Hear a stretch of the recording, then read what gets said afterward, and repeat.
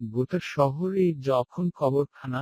ইরাকের শিয়া ধর্মাবলম্বী শহর নাজাফ অবস্থিত কবরখানাটিকে বিশ্বের বৃহত্তম কবরখানা বলে চিহ্নিত করা হয়েছে সাম্প্রতিক পাওয়া খবর অনুসারে। এই গোরস্থানটার আদি আয়তনের প্রায় দ্বিগুণ বৃদ্ধি পেয়েছে।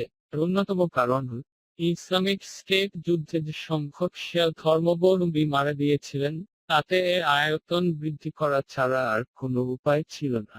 এর আগে ওয়াদি আল সালাম গোরস্থানটি, যার অর্থ পিস ভ্যালি, শিয়া মুসলমানদের কাছে বিপুল আবেদের জায়গা ছিল, কারণ তাদের প্রথম ইমাম আলী বিন আবু তালিবের সমাধি এখানেই অবস্থিত।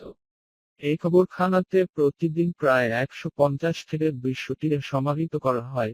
সংখ্যাটি আগে ছিল 80 থেকে 120। জঙ্গি সংগঠন দাইশের সঙ্গে যুদ্ধে নিহত আধা সামরিকরা আবু তালিবের সমাধিতে শ্রদ্ধা জানাতে আসে। আদেশ ছিল, মৃত্যুর পরে তাদের এখানেই দাফন করা হবে, এটাই হবে তাদের শ্রেষ্ঠ ইনাম। ফলে ক্রমশ বেড়েছে জমির দাম।